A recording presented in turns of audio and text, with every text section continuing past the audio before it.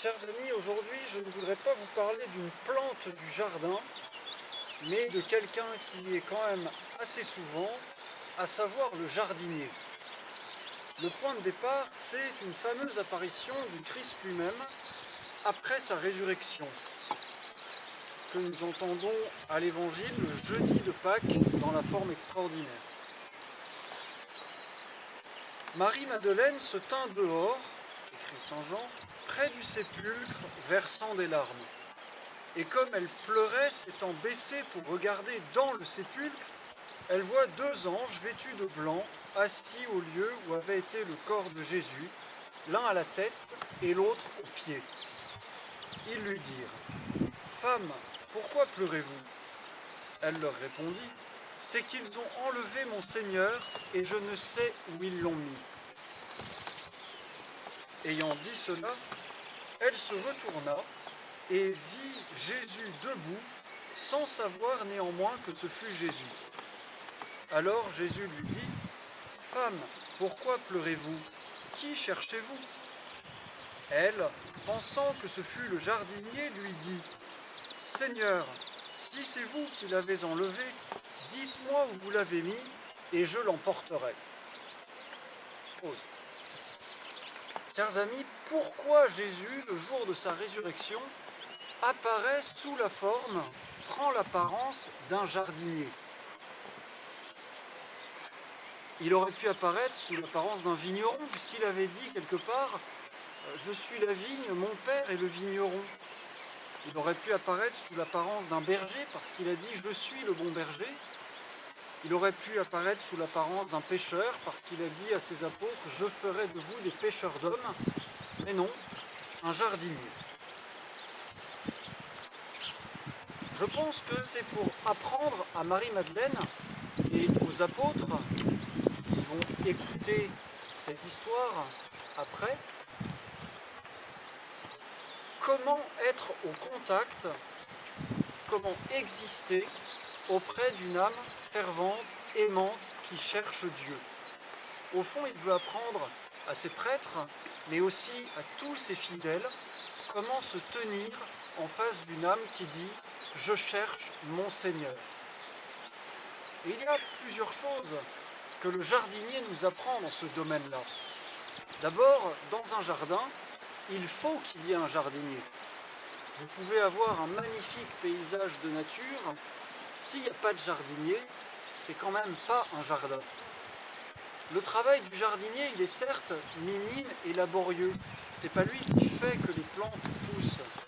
C'est pas lui qui peut peut-être les installer quelque part, mais elles grandissent toutes seules. Lui, qu'est-ce qu'il fait ?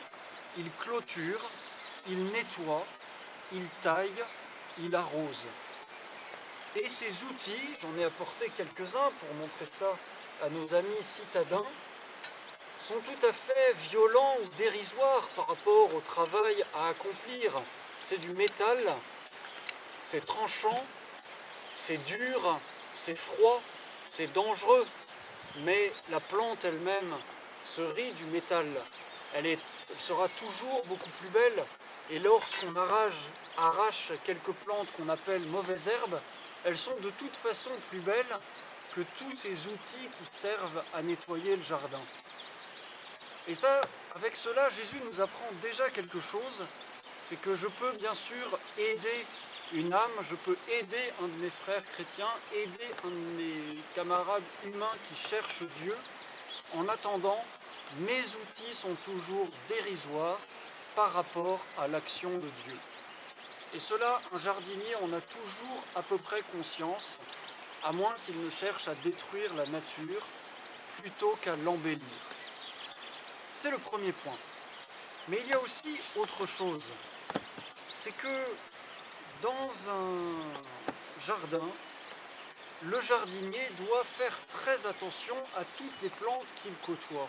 Autrement dit, pour le jardinier, contrairement à d'autres corps de métier, comme les maçons, les forgerons ou d'autres choses de ce genre, on travaille avec du vivant. Chaque plante est différente, même si nous avons plusieurs variétés, plusieurs plantes de la même variété ou de la même espèce, chacune a sa vie propre, son développement propre, et il faut y faire attention. Et ça aussi, c'est un point que le jardin apprend aux hommes, et peut-être en particulier aux prêtres, c'est que chaque personne à qui je m'adresse est différente. Chaque personne a son originalité, son caractère, son mystère. Et voilà sans doute pourquoi Jésus apparaît sous la forme d'un jardinier. Mais la scène de l'Évangile va un peu plus loin. En effet, Jésus ajoute autre chose et le regard de Marie change. Jésus dit « Marie ». Aussitôt elle se retourna et lui dit « Rabboni », c'est-à-dire « mon maître ». Jésus lui répond « Ne me touchez pas, car je ne suis pas encore monté vers mon Père, mais allez trouver mes frères et dites-leur de ma part, je monte vers mon Père et votre Père, vers mon Dieu et votre Dieu. » En entendant son prénom, Marie-Madeleine a reconnu Jésus tel qu'il est vraiment, c'est-à-dire non plus sous l'apparence d'un jardinier, mais dans la blancheur éclatante de son corps ressuscité. Et voilà le dernier message de cette scène, au moins de ce point de vue-là, chers amis. Jésus nous apprend que aimer quelqu'un, s'occuper de cette personne, le guider vers Dieu, c'est toujours l'appeler par son prénom, faire confiance à cette part de mystère qui est en elle. Et vous savez que le prénom Marie signifie beaucoup de choses pour cela. Jésus la retient de le toucher, il lui dit « Ne me touche pas, je ne suis pas encore monté ». Il veut garder avec Marie-Madeleine la juste distance qui convient entre le maître spirituel et celui qui ne doit pas vouloir aller vers le maître, mais vers Dieu. Il conduit Marie-Madeleine à dépasser elle-même son propre désir d'intimité avec le Christ pour qu'elle désire se retrouver face à face avec le Père, comme elle est face à face avec Jésus maintenant. Et c'est la grâce de Pâques que nous pouvons nous aussi demander, en demandant à Jésus, le vrai bon jardinier, de nous faire grandir jusqu'à la vie éternelle. Amen.